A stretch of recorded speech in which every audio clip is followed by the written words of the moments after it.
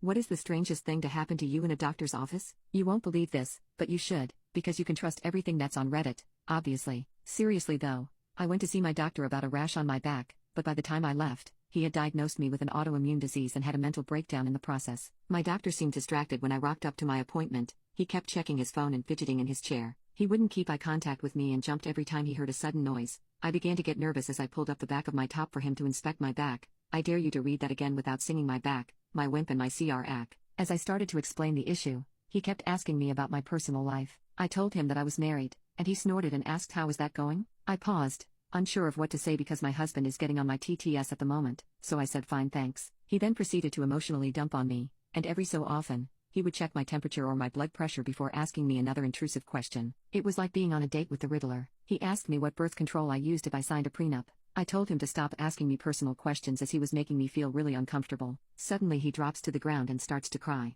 I stood there, half topless, wishing the ground would swallow me up. Through his sobs, he kept saying, "I'm so sorry, but you look just like her." I put my clothes back on and sat next to him. I asked him if I could help and he hugged me full on. He told me that his wife left him for their gardener, how he is spiraling into debt, because he has developed a drinking habit and doesn't know what to do. I asked him if he considered writing himself a prescription. He shot me a look, so I helped him off the ground, and unconsciously he sat in the patient chair and I took a seat in his chair. I liked how it felt to be a doctor until we proceeded to talk through all of his issues. I now have no interest in the medical profession. All the while my rash was burning, and I could feel it traveling up my neck, and all I could think was, please God, not an STD. Our couples counselor will be so pissed. I asked him if my rash was due to stress, and while he continued to cry, he said that I needed blood tests because the odds are it was immune-related and triggered by stress. Thinking about the stress made me more stressed, and now I am writing this stressed. The more he spoke, the worse my rash became until I looked like some sort of rotten tomato. Realizing the impact he was having, he jumped up and told me to wait in the chair while he ran to get some help. He managed to grab one of the partners, who came in and surveyed the scene.